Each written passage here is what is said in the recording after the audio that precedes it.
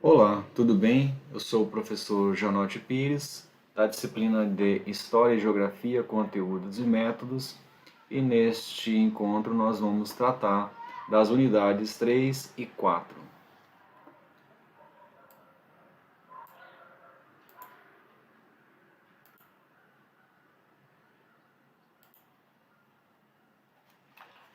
Nestas unidades abordaremos o currículo de História e Geografia, nos anos iniciais do ensino fundamental, e o ensino de História e Geografia, algumas reflexões e perspectivas, alguns desafios atuais, as novas tecnologias, a interdisciplinaridade, a questão dos livros didáticos. Vamos iniciar pelo currículo de História e Geografia nos anos iniciais do ensino fundamental. Os currículos escolares atendem em parte a uma base nacional comum, mas também devem contemplar especificidades regionais e peculiaridades locais. Então, o que acontece hoje é que o Brasil tem uma BNCC, uma Base Nacional Comum Curricular, mas esta base ela é adaptada, ela é adequada às especificidades locais, né? Então, no caso do ensino de geografia, o que nós podemos destacar inicialmente?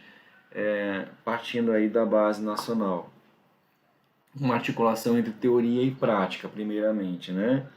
Então, nesse sentido, é importante discutir sempre uma articulação entre a teoria, né, e a pesquisa, mas também a prática, o cotidiano. É muito importante que se valorize as práticas do professor, da professora em sala de aula. A importância também na formação contínua do professor. A formação inicial é muito importante, porque é o começo da profissionalização. Mas é o primeiro estágio da formação continuada. Então, uma perspectiva importante de nós pensarmos, nós termos e pensarmos enquanto educadores, professores, é que a formação é uma trajetória de vida. Então, existe uma formação contínua e necessária, é isso que vai ampliar os conhecimentos, né, e torná-los mais dinâmicos, mais flexíveis. Então, é muito importante uma formação continuada. E também outro aspecto a se destacar é que o professor dedica boa parte do seu tempo ao currículo, né? Então, o que vai ser ensinado, como vai ser ensinado, né? Mas o que vai ser ensinado? Por que certos assuntos são ensinados e outros não? Quais os critérios e justificativas para a escolha de conteúdos a serem ensinados? Então, o professor ele dedica boa parte do seu tempo a esta questão curricular. Então, são alguns aspectos iniciais sobre o ensino de geografia, né, quando tratamos de currículo. Lembrar que o currículo, como diz o Miguel Arroio, é um território em disputa, né, ou, em outros termos, é um espaço central na escola, né, e justamente por isso ele tende a ser mais normatizado, muitas vezes politizado, ressignificado. Então, é importante no ensino da geografia, assim como no ensino de história, o professor, a professora refletir sobre a articulação teoria e prática, buscar uma formação continuada e refletir também sobre o currículo, né? Claro, nós temos uma base, a Base Nacional Comum Curricular, e esta base, como se sabe, ela é relativamente recente. Então, vamos mostrar aqui um gráfico para tentar ilustrar isso. O que existia no Brasil, né, no caso, uma previsão de uma base já desde da Constituição Federal de 1988, a LDB, a Lei de Diretrizes e Bases da Educação Nacional, que foi de 1996. Então havia uma previsão já há muitos anos de uma base nacional comum curricular. Isso era uma previsão legal. Entretanto, os anos passaram, nós tivemos as DCNs, as Diretrizes Curriculares Nacionais, os PCNs, que são os Parâmetros Curriculares Nacionais, mas não havia ainda uma base. E essa base ela foi homologada em 2017, final de 2017, na Educação Infantil e Ensino Fundamental. E em 2018 foi homologada a parte do ensino médio. O fato é que hoje existe uma Base Nacional Comum Curricular, a BNCC, e esta base, ela deve então nortear os currículos. O que se espera que tenha sido feito ou que estejam fazendo? que as redes de ensino façam adequação da base às suas realidades, né? E as próprias escolas também podem fazer essa adequação isso pode aparecer inclusive nos PPPs, né? Ou seja, existe uma base, né, a Base Nacional Comum Curricular, ela norteia os currículos, norteia, ela dá um norte, mas quem vai realmente fazer essa adaptação, essa adequação às realidades locais são as redes de ensino, as escolas, tá? Então,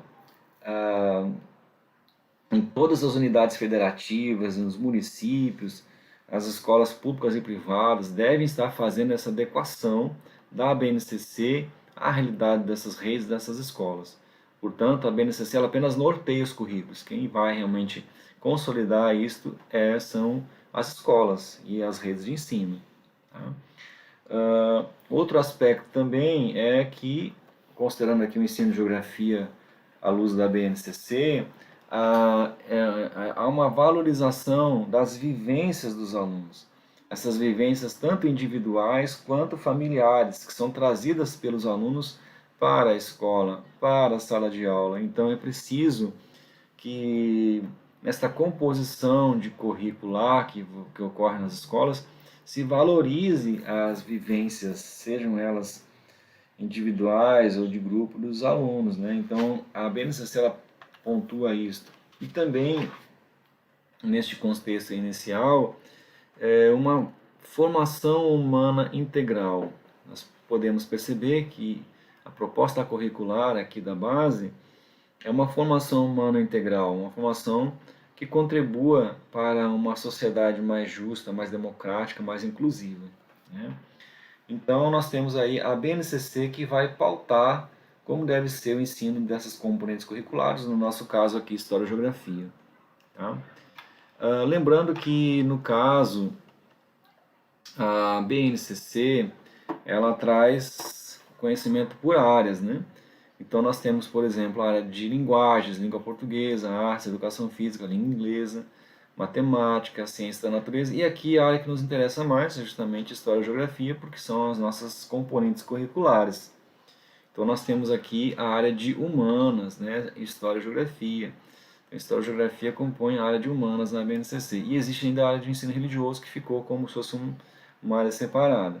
Muitas vezes até confunde, né, com a área de humanas, mas não, a área de humanas é composta por Geografia e História.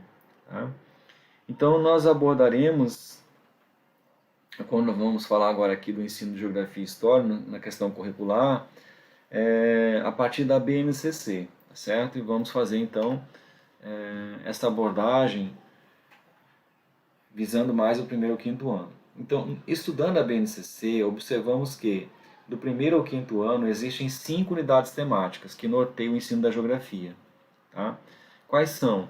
O sujeito e seu lugar no mundo, conexões e escalas, mundo do trabalho, formas de representação social e pensamento espacial, natureza, ambientes e qualidade de vida. Então, no caso de geografia, desta componente curricular ou disciplina, né, de geografia, considerando o primeiro ao quinto ano, as unidades temáticas são as mesmas. Tá? Então, primeiro ano são essas unidades temáticas. Segundo ano são essas unidades temáticas. Terceiro ano são essas unidades temáticas e assim por diante até o quinto ano. Claro que dentro de cada unidade temática vamos ter objetos de conhecimentos diferentes. Tá? Mas a primeira ideia é que essas unidades temáticas, elas, no caso da geografia, primeiro e quinto ano, né, os anos iniciais do fundamental, elas são as mesmas, tá bom? Lembrar também que a BNCC ela tem uma terminologia, né, que no caso ela não diz série, né, não é primeira série, segunda série, mas primeiro ano, segundo ano. Cada ano tem suas unidades temáticas, coloquei só a sigla aqui, tá? Unidade temática, então não é tema, é unidade temática. Tem seus objetos de conhecimento, não é assunto, é objeto de conhecimento, e habilidades. A BNCC não trabalha com a categoria objetivo, mas sim habilidades e competências. Então, só para exemplificar, tomando aqui como referência a geografia no primeiro ano, né? Geografia, primeiro ano de ensino fundamental. A unidade temática, uma das unidades temáticas, o sujeito e seu lugar no mundo. Só que dentro dessa unidade temática existem os objetos de conhecimento. No caso aqui, o objeto de conhecimento é o modo de vida das crianças em diferentes lugares, certo?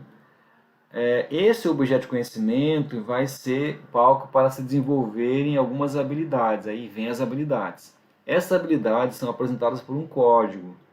No caso, EF, ensino fundamental, 01, porque é primeiro ano do fundamental, GE é a sigla da componente curricular, no caso, geografia, 01 é a sequência numérica crescente da habilidade. Então, essa é a primeira habilidade. Então, no início do ano, a primeira habilidade que vai ser trabalhada é escrever características observadas de seus lugares de vivência, moradia, escola, etc., e identificar semelhanças e diferenças entre esses lugares. E a outra habilidade, identificar semelhanças e diferenças entre jogos e brincadeiras de diferentes épocas e lugares. Ou seja, nesse exemplo aqui, primeiro ano do ensino fundamental, geografia. Temos a unidade temática, o objeto de conhecimento e, no caso aqui, as habilidades. Tá? Então é assim que vai sendo apresentada a BNCC, ano a ano, componente curricular, componente curricular. Atenção! A componente curricular, geografia, né, no caso é a geografia, neste caso ela tem as mesmas unidades temáticas. Então são 5 unidades temáticas do primeiro ao quinto ano, ou seja, aquilo que nós mostramos acima. As unidades temáticas são as mesmas, porém os objetos de conhecimento, eles são diferentes. Então vamos tentar exemplificar.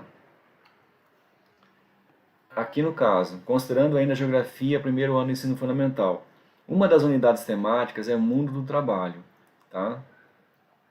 Uma das unidades temáticas é mundo do trabalho. Dentro dessa unidade temática, nós temos o seguinte objeto de conhecimento: diferentes tipos de trabalho existentes no seu dia a dia. Tá? Esse aqui é o objeto de estudo, né? Esse objeto de estudo ele vai ser desenvolvido visando atingir aqui essas habilidades, desenvolver essas habilidades, melhor dizendo. Então, qual é essa habilidade? O ensino fundamental, primeiro ano, geografia, é a sexta habilidade. Descrever e comparar diferentes tipos de moradia ou objetos de uso cotidiano, brinquedos, roupas imobiliárias, considerando técnicas e materiais utilizados em sua produção. A outra habilidade, descrever atividades de trabalho relacionadas com o dia a dia de sua comunidade. Então, aqui essa habilidade está mais focada ainda no objeto de conhecimento. Ou seja, o que se quer aqui? Que a criança consiga descrever atividades de trabalho relacionadas à sua comunidade. Então, ela tem que observar o seu entorno, a sua comunidade, o seu bairro, os lugares que ela frequenta e perceber quais os tipos de trabalho que as pessoas exercem, as atividades, né? Então, esta é a habilidade que quer se desenvolver no aluno. Tá? Então, no caso, a unidade temática, o mundo do trabalho, é esse objeto de conhecimento, essas habilidades. Isso no primeiro ano. Quando nós vamos para o segundo ano, mesma unidade temática. Estão percebendo? Mesma unidade temática. Agora muda o objeto de conhecimento. Tipo de trabalho em lugares e tempos diferentes. Então, compare com o ano anterior. Diferentes tipos de trabalho no cotidiano, no dia a dia do aluno. Já no segundo ano, tipos de trabalhos em lugares e tempos diferentes. Não é no lugar do aluno apenas, em outros lugares, outros tempos. Habilidade de relacionar o dia e a noite a diferentes tipos de atividades, tá?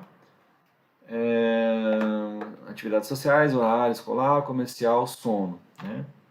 A outra habilidade, descrever as atividades extrativas, minerais, agropecuárias e industriais de diferentes lugares, identificando os impactos ambientais. Então, aqui no caso dessa unidade temática, que ainda é o mundo do trabalho, só que é outro objeto de conhecimento.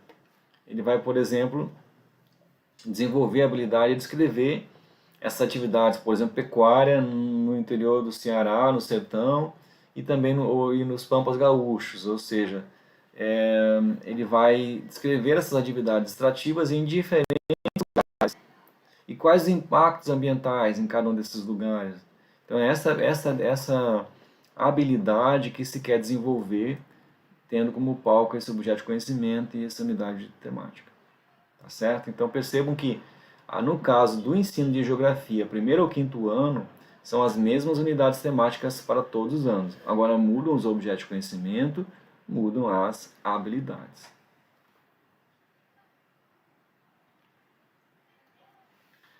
Considerando o currículo de geografia para todos os anos do ensino fundamental, esta componente curricular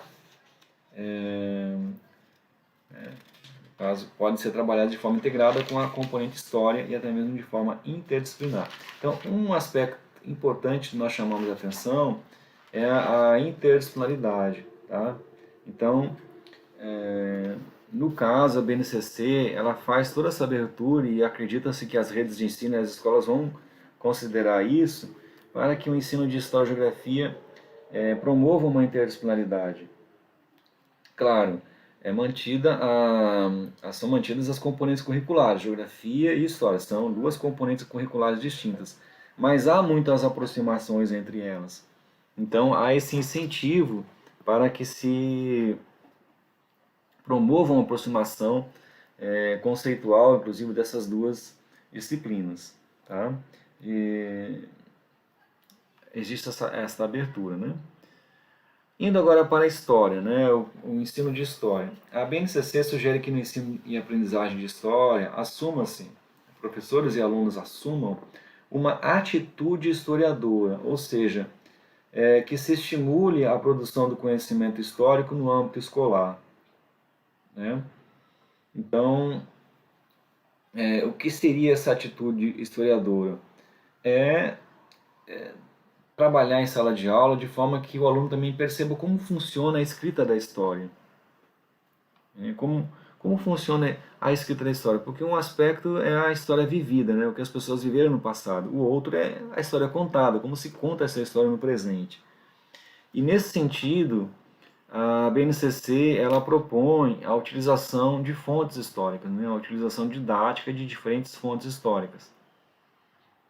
Então, por exemplo, documentos escritos, iconográficos, podem ser fotografias, podem ser quadros, desenhos, né? Podem ser materiais e imateriais, podem ser, por exemplo, não somente esses documentos e imagens, né, mas também objetos, podem ser imateriais, ou seja, a própria história oral, ou seja, há um incentivo da BNCC para que se trabalhe com fontes históricas em sala de aula. Isto é um caminho para o desenvolvimento dessa atitude historiadora, né? Ou seja, de um pensamento crítico, um pensamento que vai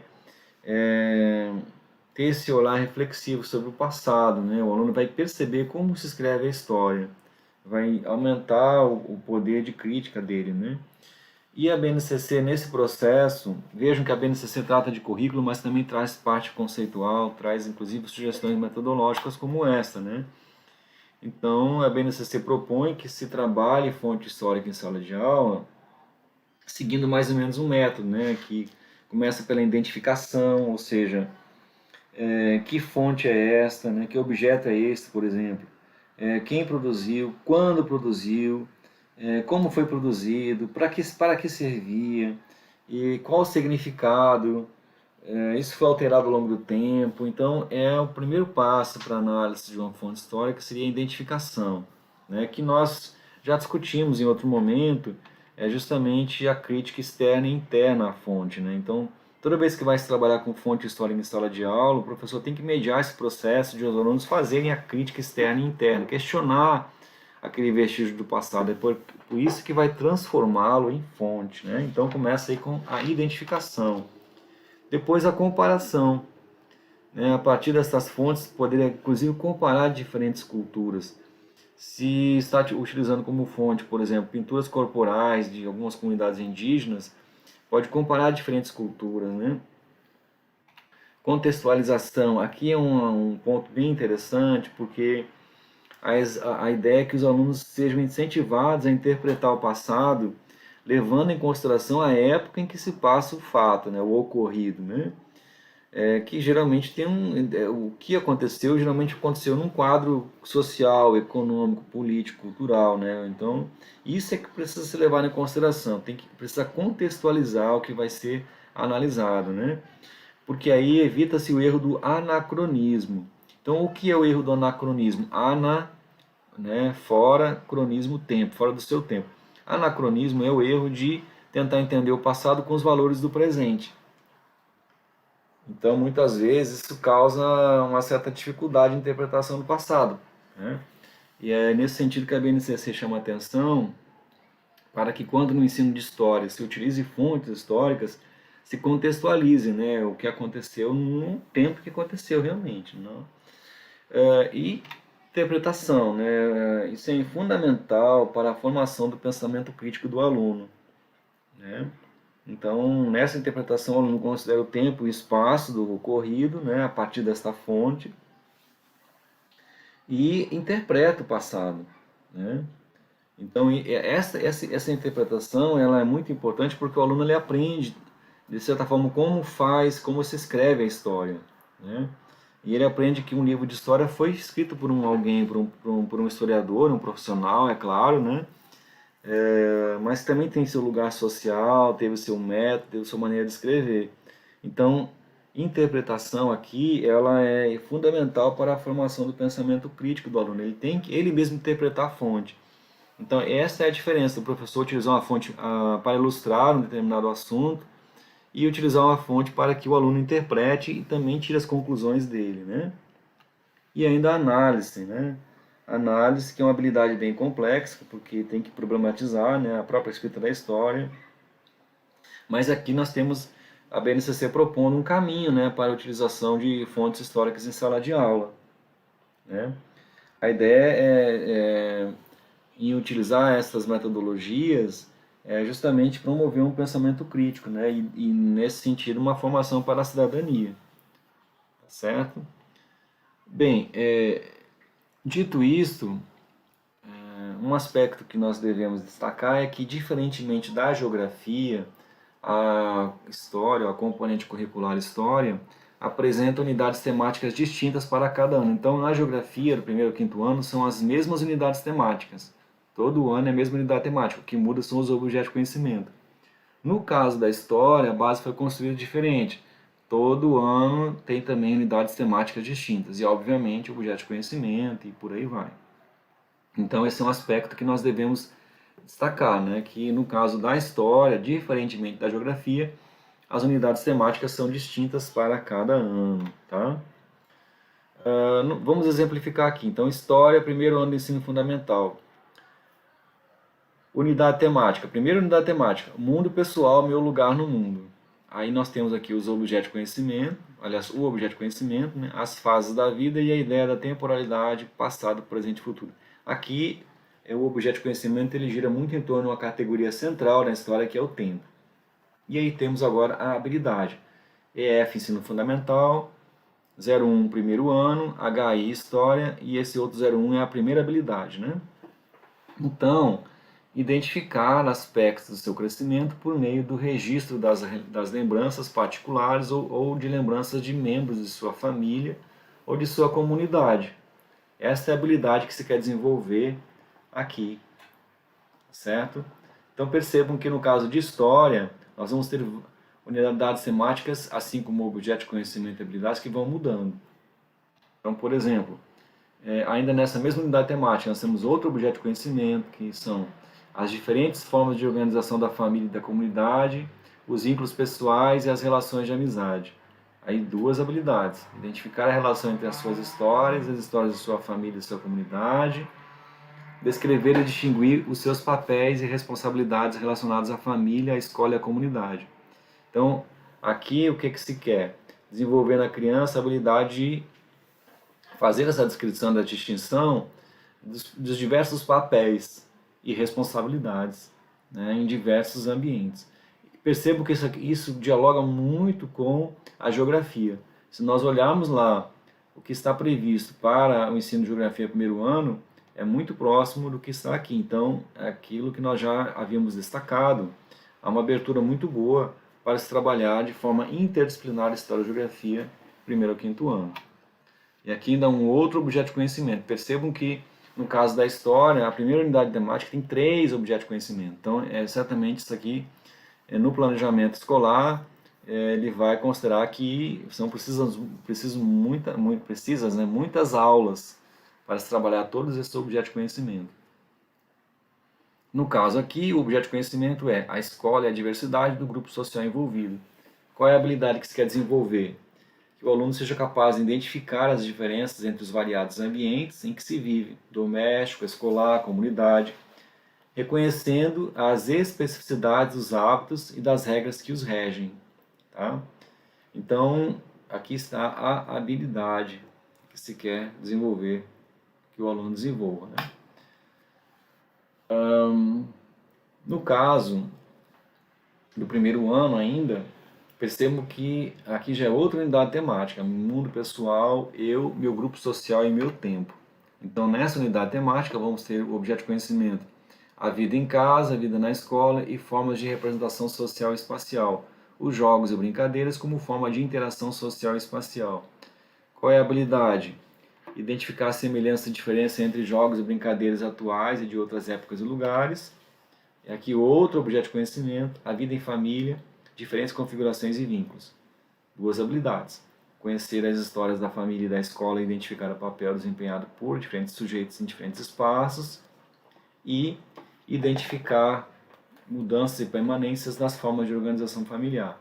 Então perceba que no caso de história, nós temos aí uma unidade temática com vários objetos de conhecimento. A escola, agora outro objeto de conhecimento, a escola, sua representação espacial, sua história e seu papel na comunidade. Reconhecer o significado das comemorações e festas escolares, diferenciando-as das datas festivas comemoradas no âmbito familiar e da comunidade. Então percebo que no caso da história, o que acontece são unidades temáticas com vários objetos de conhecimento. Tá? Então, são as especificidades também de cada uma dessas componentes curriculares. Tá? Enquanto que na geografia são as mesmas unidades temáticas primeiro e quinto ano. No caso da história, as unidades temáticas vão mudando. Tá? Bem, exemplificamos brevemente, né, a base em relação, primeiro, à geografia e história, mas o que nós sugerimos e solicitamos? Que vocês estudem a base, a BNCC, e é muito fácil ter acesso a esse material, colocando aqui o site, né, onde está disponível a base. É basenacionalcomum.mec.gov.br. Então, entrando no site, vocês podem baixar a base na íntegra, pode baixar apenas a parte do fundamental, do ensino médio, educação infantil, podem acessar por componente curricular, por exemplo, eu quero acessar apenas a parte de história. Então, ela tem vários canais de navegação, e você pode baixar também o documento na íntegra, né? Um PDF com a base na íntegra, são 600 páginas. O que eu estou solicitando e sugerindo a vocês? Que estudem a base, principalmente a parte da introdução, onde a base aborda como é que surgiu, né? Dá uma certa historicidade a esse documento. Né? Também a parte da estrutura, que explica como está organizada a base, e obviamente a parte de História e Geografia, principalmente primeiros anos iniciais. Interessante destacar que a base, antes dela dizer qual é o currículo de História, qual é o currículo de Geografia, ela traz algumas discussões conceituais e até mesmo algumas propostas metodológicas, como nós vimos agora há pouco. Então, precisa fazer esse estudo da base, tá certo? Porque é ele que vai realmente dar essa noção melhor de como é que se configuram os currículos de História e Geografia, no caso do primeiro ao quinto ano. Claro que, lembrando, a base apenas norteia os currículos, mas quem vai realmente dizer o local de chegada, vamos dizer assim, fazer essas adequações, as especificidades locais, são as escolas, são as redes de ensino. Mas está aqui o site da BNCC para que vocês possam navegar, estudar aí a BNCC, tá bom? Bem, agora vamos para a unidade 4. Ensino de História e Geografia, reflexões e perspectivas. Alguns desafios no ensino de História e Geografia, alguns desafios atuais. Trouxemos alguns aqui, novas tecnologias, interdisciplinaridade, livros didáticos. Tá? Novas tecnologias. Atualmente, muito se discute sobre a inclusão de tecnologia na escola, dentro e fora da escola, né? e inclusive muitas vezes há uma certa confusão de siglas, uma certa proliferação de siglas, né? Então existem, por exemplo, as NTICs, que são as novas tecnologias de informação e comunicação, as TDICs, tecnologias digitais de informação e comunicação, enfim. A própria palavra tecnologia também ela é meio polissêmica, né? É um conceito assim bastante polissêmico, amplo, né? Etimologicamente, tecnologia seria técnica, né? Maneira de realizar algo e elogio, estudo. Então, mas podemos entender também tecnologia como tudo que é extensão do nosso corpo, do corpo do homem, do ser humano. Então, por exemplo, óculos. Óculos são uma tecnologia porque eles são a extensão dos olhos. Então, é um pouco amplo esse conceito de tecnologia, né? E como há muitas siglas, nós vamos considerar aqui a expressão novas tecnologias, tá certo? Então, vamos usar a expressão novas tecnologias. Bem, um primeiro aspecto a se destacar é que a tecnologia ela está no cotidiano das pessoas, né? E a escola é parte dinâmica da sociedade, então ela é afetada diretamente por essa situação. Portanto, cabe às redes de ensino, aos planejadores da escola, aos professores, pensar em aplicações e soluções para integrar a tecnologia nas práticas de ensino e ao ambiente escolar, não é mesmo? Então, é preciso haver esse posicionamento, né, da escola, dos professores frente à tecnologia, porque realmente os alunos, a tecnologia faz parte do cotidiano dos alunos e de todos, né? Então a escola não pode ficar isenta desse processo, né? Agora, alguns destaques iniciais nesse desafio que é a tecnologia. O computador com acesso à internet, né? Então, é importante pensar que o computador com acesso à internet não é assim apenas um instrumento para a transmissão de informações, né? Mas ele pode ser uma ferramenta pedagógica necessária, né? E utilizada em diferentes situações de ensino-aprendizagem. Então, ele pode envolver procedimentos que vão desde a observação de uma determinada realidade até a problematização, o registro, né, enfim. Então, o computador ele não é apenas um instrumento de transformação, ou transmissão, melhor dizendo, de informações. Né? Ele pode ser um instrumento para se criar, se desenvolver o conhecimento. Né? Um outro aspecto que devemos destacar são as experiências dos alunos no campo das novas tecnologias. Isso deve, com certeza, ser considerado, porque essas tecnologias, né, elas estão presentes na vida cotidiana, né? Elas fazem parte do universo dos alunos.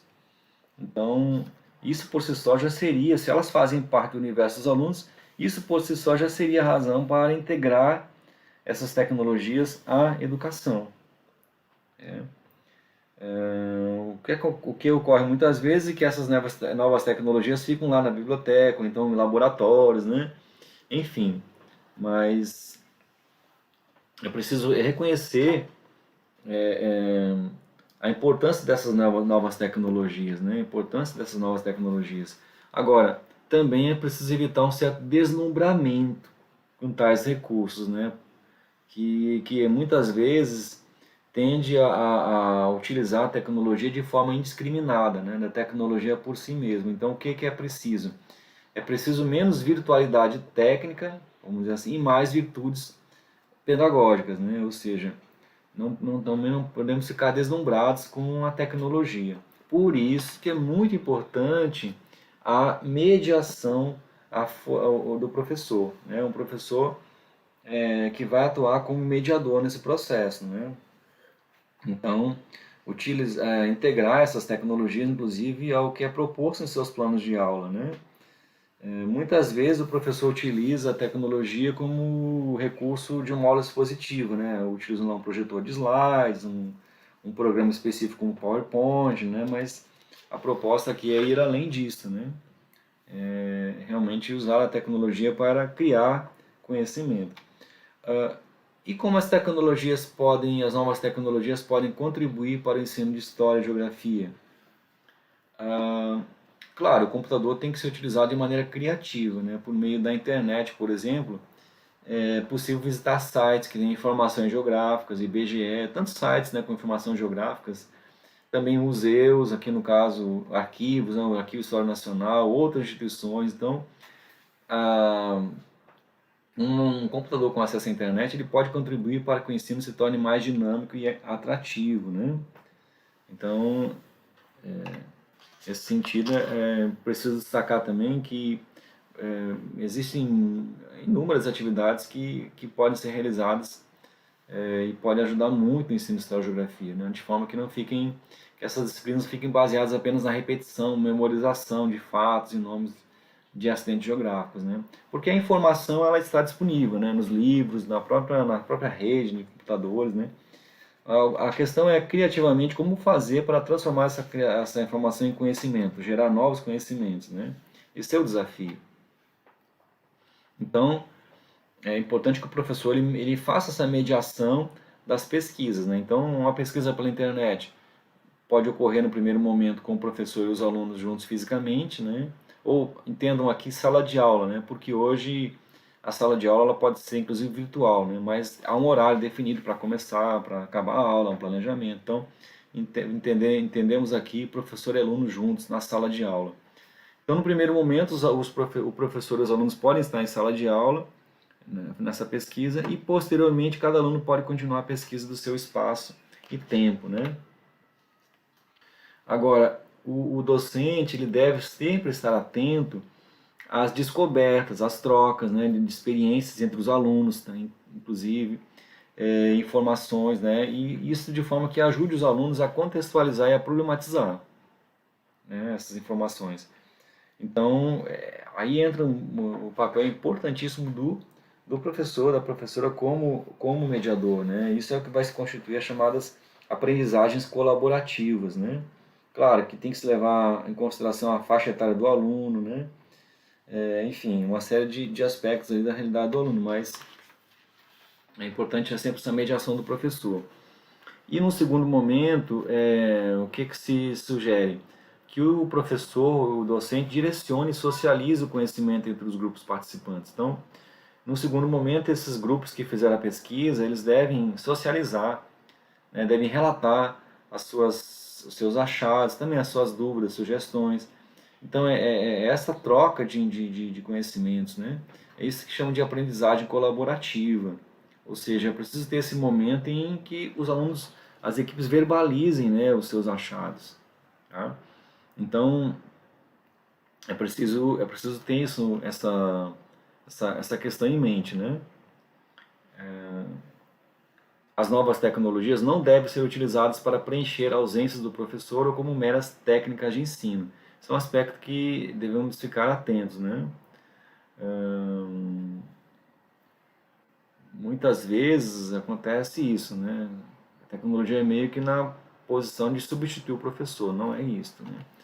E outro aspecto é que é necessário sempre o protagonismo dos alunos, né? Quem constrói o conhecimento é cada aluno. Então eles precisam ser protagonistas da sua própria trajetória, né? É necessário então que os alunos construam algo novo a partir dos dados e informações acessadas, né? Então isso é muito importante. Bom, um outro desafio é a interdisciplinaridade. A interdisciplinaridade que é um conceito muito discutido, é muito falado, né? E o desafio é porque essa compartimentação de saberes, né? Compartimentação de saberes em componentes curriculares, porque no mundo real o conhecimento em geral aparece como um objeto, como um todo interligado, ou seja, a realidade é um todo, né? Entretanto, na escola estudamos esse todo de forma compartimentada, né, em disciplinas ou componentes curriculares. Então, a interação entre as disciplinas favorece uma ação pedagógica mais próxima à realidade dos alunos. Sendo uma instituição plural, onde se entrecruzam sujeitos, saberes e práticas, a escola é um campo fértil para a interdisciplinaridade. Claro.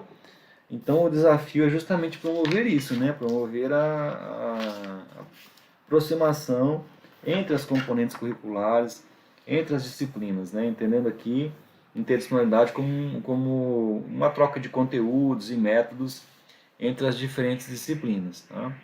Existe uma pesquisadora, existem muitos pesquisadores, né? Mas eu vou citar uma aqui, é a Ivani Fazenda, ela é muito conhecida nessa área de pesquisa interdisciplinar. E segundo a Ivani Fazenda, ela já publicou muitos livros sobre interdisciplinaridade, já orientou muitos trabalhos sobre essa questão. Ela disse que apesar de os educadores falarem bastante de interdisciplinaridade, ainda tem dificuldades em aplicá-la nos níveis fundamental e médio. Ou seja, segundo esta autora, é um desafio ainda colocar essa interdisciplinaridade em prática. Né? Então ela destaca isso, ela destaca esse desafio que é realmente aproximar conceitualmente, até mesmo em termos de conteúdos, as disciplinas. Né?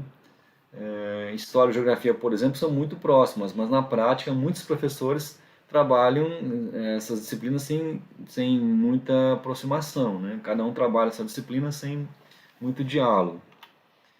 O que essa autora propõe? A Fazenda, Ivani Fazenda, constrói um perfil de professor portador de uma atitude interdisciplinar. Então, ela defende que o professor deveria ter uma atitude interdisciplinar. O que seria isso? É aquele professor que tem gosto pelo conhecimento e pela pesquisa. É aquele professor que tem um comprometimento diferenciado com os alunos, que usa novas técnicas e procedimentos de ensino. Tá? Em outros termos, porque muitas vezes é preciso ir além do trabalho em conjunto, né? Porque muitas vezes se pensa que interdisciplinaridade é o trabalho em conjunto. É um pouco além disso, né? Porque muitas vezes é preciso ajustar os hábitos, os métodos, né? Os recursos, né? E isso, segundo o autor, é onde estaria certa resistência de muitos professores ao trabalho interdisciplinar. Então, uma forma de aplicar essa proposta é desenvolver uma pesquisa coletiva. Claro, isso tem que ser um projeto discutido, inclusive, com a comunidade escolar, né? E voltada para a realidade da escola, algum problema que aquela escola tenha, por exemplo. Então, essa pesquisa aqui, coletiva que abarcaria várias disciplinas, tá? E, inclusive, isso seria bom para superar aquela dicotomia espaço, ensino e pesquisa, né? Então, uma forma de colocar a interdisciplinaridade em prática é uma pesquisa coletiva, um projeto coletivo, né? Então, é fundamental que o professor tenha profundo conhecimento sobre sua disciplina, sobre os conceitos, conteúdos e métodos próprios do seu campo de conhecimento, para dialogar com os colegas de outras disciplinas. Então, um passo inicial para a interdisciplinaridade é o professor conhecer a fundo a sua disciplina, ou componente curricular, utilizando aqui uma expressão da BNCC. Né? Porque a interdisciplinaridade exige esse tratamento metodológico em conjunto. Ou seja, o professor precisa conhecer não apenas os conteúdos da sua disciplina, mas também os conteúdos e métodos, né? Precisa conhecer os conteúdos e métodos, mas também a parte epistemológica da sua disciplina, os conceitos, as teorias. E é a partir daí que ele vai também conhecer a outra disciplina. Porque ele só pode agir interdisciplinarmente, primeiro aspecto, é se ele conhecer bem a sua disciplina. Conteúdos, métodos e conceitos, teorias. E aí sim, ele vai ter condições de também traçar esse caminho interdisciplinar. Né? A própria BNCC, ela foi construída de forma a abrir essas possibilidades, que o ensino e a geografia trabalhem de forma interdisciplinar. Agora, cabe a quem as interligações? Ao professor, à professora. Então, levando em consideração os conteúdos, os conceitos dessas duas componentes curriculares, História e Geografia, também o projeto pedagógico da escola, obviamente, é que vai abrir caminho para a interdisciplinaridade. Né? Porque senão há aquela fragmentação de saberes, né? E é justamente esse o desafio, superar isso é o desafio. Né? Considerando aspectos gerais, a interdisciplinaridade é entendida como uma troca de conteúdos e métodos entre diferentes disciplinas. Por isso que eu, como professor de história, por exemplo, se quero trabalhar interdisciplinarmente com um professor de geografia, eu preciso primeiramente conhecer a minha, depois conhecer a outra e tentar promover a interdisciplinaridade. Uma imagem que representa a interdisciplinaridade é uma orquestra sinfônica, na qual todos os instrumentos devem trabalhar de forma integrada e harmônica, compartilhando de certos conceitos musicais para que se possa executar o concerto. Então, uma imagem que pode representar um pouco aí a interdisciplinaridade é a orquestra sinfônica, né?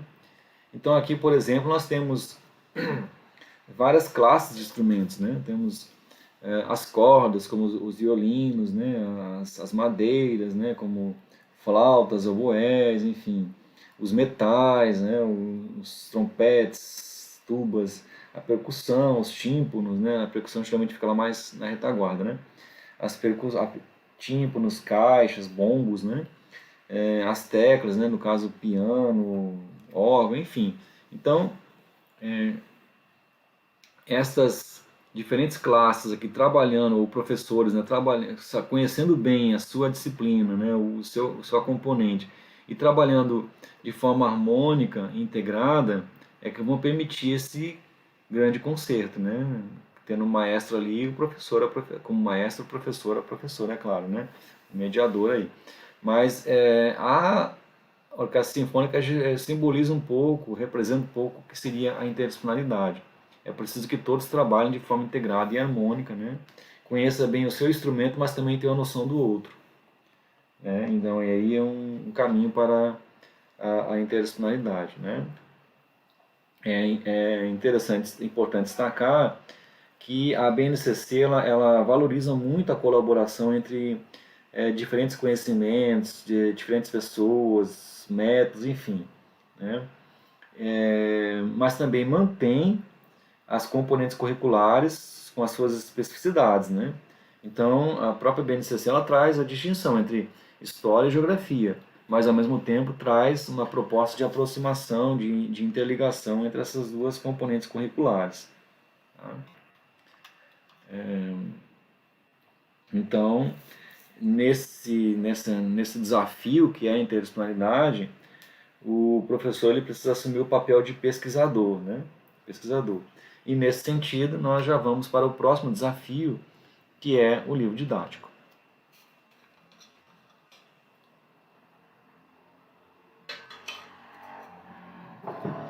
Bem, é comum na rotina das escolas os professores organizarem seus planejamentos de aula a partir do livro didático. Né?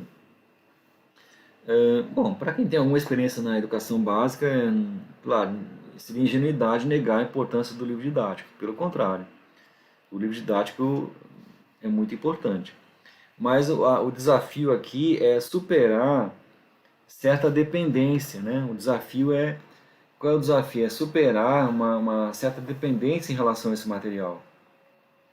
Né? Uma certa dependência em relação ao livro didático, que é periodicamente distribuído nas escolas. Né? Então, os professores eles precisam ir além deste material didático padrão e pensar a função desse recurso dentro da escola. Né? Então, é preciso refletir, por exemplo, a natureza do livro didático, a quem ele se destina, quais interesses, objetivos, tem aí, às vezes interesses editoriais, né? Às vezes o livro didático ele é fruto de determinada política pública, muitas vezes marcada por certa ideologização do ensino escolar, né? E além disso, o docente ele precisa considerar se esse livro está adequado ao nível dos seus alunos e mais ainda, à realidade dos seus alunos. Então, o livro didático ele é importante, mas o professor tem que tomar cuidado para não ficar dependente deste material. Né? O livro didático ele deve ser um ponto de chegada para o autor, é o que o autor pesquisou, escreveu, enfim, é o ponto de chegada dele, mas é apenas um ponto de partida para os alunos. Né? É essa noção que você tem que ter. O desafio é esse, que o livro seja apenas um ponto de partida. Né? E ao adotar o livro didático, o professor deve evitar ser adotado por ele. Né? É dependente do livro didático. Então, nesse processo, é muito importante que o professor busque uma formação continuada. Né? Porque o professor, ele buscando esse aperfeiçoamento constante, ele vai ter mais condição, inclusive, de selecionar melhor o livro didático, né? E até mesmo um trabalho de sala de aula com esse material. Porque o livro didático, por melhor que ele seja, ele também tem as suas limitações. Então, cabe ao professor liderar esse processo de ir além do livro didático. E nesse processo está a formação continuada, né? Do estudo dos conteúdos, ou objeto de conhecimento, os conceitos, né? Porque isso vai dar uma base crítica maior sobre esse material. Então, o professor precisa construir, inclusive, uma base epistemológica, né, de conceitos, teorias, que permita esse senso crítico e evite que ele fique refém do livro didático, né? Muito importante, olha, muito importante. No cotidiano de sala de aula, o professor também constrói conhecimento. O professor também constrói conhecimento. A experiência do professor é também uma construção de conhecimento. No sentido que os conteúdos não podem ser trabalhados como um fim em si mesmos, mas sim considerando como esses conteúdos são ensinados pelos professores e aprendidos pelos alunos. Então, o livro didático ele é importante, não está aqui, não se está negando aqui a importância dos livros didáticos como suporte das componentes né, curriculares, mas o que se defende é que a prática docente, né, essa experiência em sala de aula, ela também é um conhecimento, inclusive com o que ele faz com o livro didático.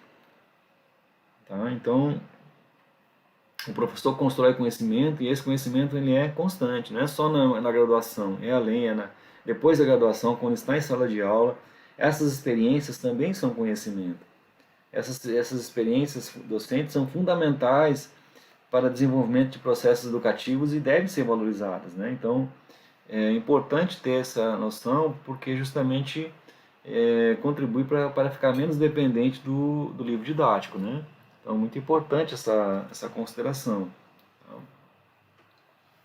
Ah, o professor, ele se encontra no processo da escolha do livro didático, né? Portanto, essa escolha é mediada pelo Estado, ou seja, nós sabemos que chega lá um período do ano letivo, né, geralmente final do ano, chegam lá os livros para o professor analisar e fazer a escolha, né? Mas ele já faz uma escolha a partir de uma pré-seleção, né? Muitas vezes uma seleção, uma pré-seleção já organizada pelo governo, né? Então, é preciso que o professor ele tenha condições, né, de ter um senso crítico sobre tudo isso, né? Vai adotar um determinado livro, mas aquele livro não deve ser o ponto de chegada, mas sim um ponto de partida, né, do seu planejamento, né? O desafio, então, é um planejamento que evite o excesso de dependência do livro didático, procurando desenvolver projetos e criar situações didáticas que estejam de acordo com a realidade da escola, né? Então aqui é um aspecto assim que devemos realmente ficar muito atentos, né? O livro didático ele é importante, mas ele é um ponto de partida, não precisa ficar preso ao livro didático, né? Então esse é um desafio grande, porque no cotidiano da escola, da sala de aula, naquela dinâmica, né, muitas vezes corrido, acaba ficando limitado ao livro didático, né? Então aí que entra o papel do professor, docente, não abrir mão da sua proatividade, da sua liderança, né, do seu papel como professor, pesquisador, né? Então, e ser um professor pesquisador é aquele que constantemente busca estudar, se atualizar nas componentes curriculares, refletir sobre o que está fazendo, né? E como está ensinando, se isso tem significado para os seus alunos e assim por diante. Então, o livro didático é importante, mas o professor não pode ficar refém desse material, certo? Então, aí vimos três desafios na educação, ensino, história e geografia, né? Essa questão das novas tecnologias, a interdisciplinaridade, o livro didático e há outros muitos desafios, né? Na atualidade. Bom, aqui estão as referências que nós utilizamos.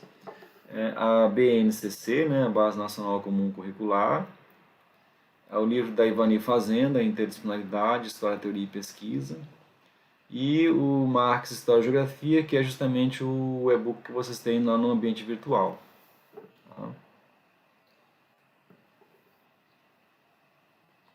Bom, eu quero agradecer a todos e a todas Parabenizar pela escolha do curso, né, pelo estudo, e incentivar que vocês continuem estudando, continuem se aprimorando, tenham essa autodisciplina de estudo.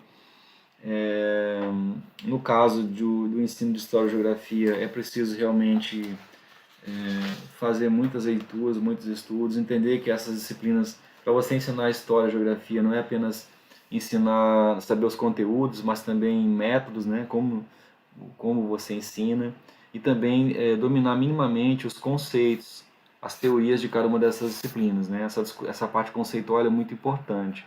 E buscar sempre uma formação continuada, né? Sempre estudando, sempre procurando se atualizar, porque é isso que vai te manter mais crítico, né? Frente ao teu trabalho, tá bom? É, agradeço a todos. Por favor, estudem as unidades 3 e 4. Boa sorte e até mais.